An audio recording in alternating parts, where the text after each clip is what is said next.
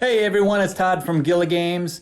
I wanted to do something a little bit different this time for a video. Instead of talking about Rising Star 2, I'm going to give a little bit of a little tour of my studio, workspace, office, whatever you want to call it. It's kind of a mixture of all those things, and talk about some other projects that I've been working on in between Rising Star 2. So let me just start here with well, of course, there's the entrance, and I have shelves full of unopened Magic the Gathering cards that I've been continuing to buy and collect, throughout the pandemic, because I like to play the game. And even though we haven't been able to play in stores because of the pandemic, I still wanted to make sure I had the cards, even if I didn't open them. Even if they rotate out of standard before I get a chance to use them, I want to make sure I have them just in case. So there's that. I always have some snacks on hand, and there's more snacks up there, and all kinds of other electronic gadgets and stuff, which I'll show you why I have those soon. There's more snacks. I swear I don't eat that many snacks, but I have them just in case. I have my own bathroom out here, and this office is not in my house. It's actually out in a barn. I guess you could call it a barn, in my backyard. But it's a finished room back there, so it's detached from the house. Now, I have my electronic piano, which I barely learned how to play, and my other music gear. That's my guitar amp with a few odds and ends on there. Rubik's Cube. And of course, you're going to see things like, iPads and other mobile devices laying around all over the place. There's my, I had to plug in the charger here, and my air freshener wouldn't fit at the same time, so I had to unplug that. My brother Bruce got me this really cool 3-string gas can guitar thing, and it says on this tag how to tune the strings, and it's not standard whatsoever. So I need to get around to actually doing this and recording myself singing some songs. I'm not sure what I'm gonna do. He got that for my 50th birthday this year, and it's pretty awesome. And then my cheap guitar, which I'd love to replace. That's, by the way, that is a cheap guitar. I bought it used for about $200. And this bass here, I also bought it used, and it's pretty cheap too. It was only about $230 or something like that. But I love this thing. Look at the body on this thing. It's just beautiful. I got a steal for that. It does play well, but even if it didn't, I'd buy it anyway just to hang it up for decoration, because I love the way it looks. And I put away my my other bass. Oh, by the way, I have this closet over here with other stuff. That's my acoustic bass, Ibanez, and then my other electric bass, which is an Ibanez, in there, and it's purple. I'm not going to get it out. And these other cases are, well, this case is empty. I do have a porch board bass. I don't know if anybody's ever seen that, but it's this piece of wood that you can plug into an amplifier like a subwoofer, and then you just tap your foot on it and it makes a nice thumping noise. Great for doing acoustic sets. And I got a baritone ukulele in there and a mandolin back there. And I keep other cables and odds and ends and stuff. Oh, and on this side, these are my opened and organized Magic the Gathering cards. Yeah, I don't know if you knew that about me, and despite the appearance of my dirty floor in here, the rugs and everything, I do have a vacuum cleaner, and once in a while I do use it. Okay, let's get back to the studio here. Okay, here's my bass amplifier. I've had this thing since, probably about 2005 or 2006.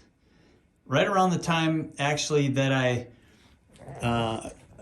started conceiving of the original Rising Star game idea, I was playing in a noise art band, if you want to call it a band, noise art group, 3-piece called 8-Bit Porno.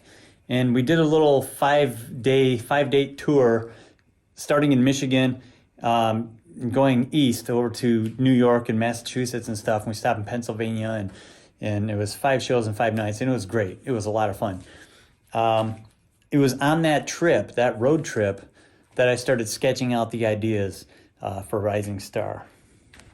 Actually, so come to think of it, that was 2004 that the idea started. And I had that amp with me. And my laptop bag.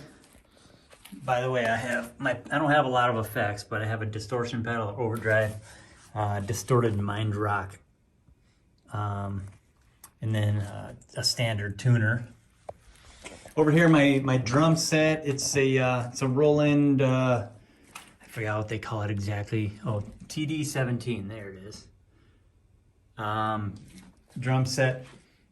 Yeah, it's got a little dust on it, but it gets dusty in here because I'm out in the barn. But this is the best electronic drum set that I've ever had. The only downside is the hi-hat gadget here. You use an actual hi-hat stand. So the way it works is it kind of presses down on a button there and inside this electronic thing to know whether you have it up or down, and it's just not as reactive as a real hi-hat. And there's my amplified speaker to play it through, and I have a little mixer on the floor down there to control to send the sound through it to go to the mixer. Up to the speaker. I probably could go straight from the sound module to the speaker, but I got this little mixer just so I could plug in extra things if I wanted to, and it's actually come in handy for doing home karaoke. Again, more mobile devices just laying around because I often plug them in right here to charge. Okay, now just get this out of the way. All these lights, these box lights, these are what I usually have on when I'm doing my green screen thing, which is right here. And this is my main workstation right here with my iMac 27 inch. Here's my camera that I use for recording my normal videos, and my microphone, which is a Rode. I don't know the brand. The model, Rode something. It's pretty nice. Now I have a Focusrite 2i2, I think it's called, interface for audio. But for some reason, I've been having some noise issues with the microphone inputs, specifically with this computer. So when I'm recording videos, to avoid that, I go to my old tried and true Zoom H4n, which is a really great battery-powered field recorder. Stereo microphone, it's really great, really built-in microphone quality. But you can also plug in microphones here. So what I do is, and also use it as an audio interface directly on the computer. So what I do is I plug in this Rode microphone into this, and then I plug this into my Mac using my USB cable and capture the audio through that. I wish I knew why that Focusrite was making that noise so I could use it. But I still use the Focusrite for sending sound out through my studio monitors, which are Behringer Truth 82031. No, B2031A. Sorry, I couldn't read that. And I've had those monitors since probably 2006 or 2007 also. Those came from the same era as a band I was in right around the time right after the not the 8-Bit Porno band, but Mind Bomb, which was an actual rock band. We wrote originals and played shows and stuff, and that was a lot of fun. You can actually find some of that material online if you're interested in hearing it. I think Bandcamp has the entire album, and it's free. And there's some videos on YouTube of us playing in a garage. Really bad videos. But anyway, so that's my main setup over here. And then down here, well, I have a couple of things. I'll start with this is a Raspberry Pi, which you may or may not have heard of. It's a mini computer, basically. Look how small it is. This is how small it is. But despite the small size, there's 2 USB plugs right here. This is a network plug. There's 2 more USB plugs right here. 2 HDMI outputs. These are like mini HDMIs or something, or micro or whatever they call them. And power. And there's a micro SD chip plugged in there for the memory. And then this thing right here is, they call it the GPIO, general purpose input output pins. And I have this ribbon cable going over here so that I can work on those pins with this breakout thing on a breadboard. And I've been working on a project which I will tell you about in a very upcoming soon video, the next video I post about this stuff. But it's related to this is a monitor screen, tiny little 1024 by 768 monitor. And I have this piece of paper taped to it for a reason related to that project, and I'll explain that to you maybe next week. So definitely tune in on that. This monitor here is also, right now it's also plugged into the Raspberry Pi while I'm working on the Raspberry Pi. But when I'm testing things specifically for the project, I plug this one in. I also use this monitor for my Mac Mini M1. Now, I had to get this Mac Mini M1 because some players of Rising Star 2 were having problems with the game on their Mac M1. It wasn't necessarily a Mac Mini, but the new Macs with the M1 chip, which could be the MacBook Pro or whatever. I think even the new iMacs use the M1 chip.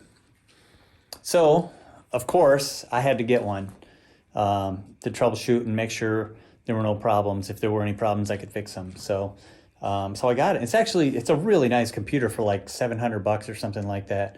Of course, it doesn't come with anything really. It doesn't come with a mouse, keyboard, monitor. So, if you already have that stuff, like, obviously I got stuff like that laying around all over the place. So it wasn't a big deal. So, and I really haven't used the computer for anything other than troubleshooting some of the problems that were being had on the M1 and got it working. So it only took a couple of days to figure out what the problems were and get them fixed. So now it's just sitting there, and I'm thinking about, I don't know, putting it in my living room as a media computer or something. I'm not sure. So let's see. That's the whole thing. Anyway, so like I said, tune in next time, and I will tell you more details about some of the other projects I'm working on, including this Raspberry Pi project, which is pretty cool. And I'm working on a new mobile game project. It's going to be for iOS and Android. That is a casual game. So it's like totally different audience probably than like Rising Star 2. But one thing about all of my games, including like Stranded Without a Phone, I had Shrouded Aspect, Rising Star 2, and this game. Oh, and also Space Horse. All of the games, even if they're like different genres and everything else, the thing that they all have in common is they're thinking games. They're either strategy or puzzle games that make you think. So Just keep that in mind. That's just the only hint I'm going to give you so far about what that game is. So if you like thinking games, you might like it. Anyway, thanks for tuning in. This is Todd Gillisey once again. I am Gilla Games, but I am also doing some other stuff. So thanks for watching, and I'll talk to you next time.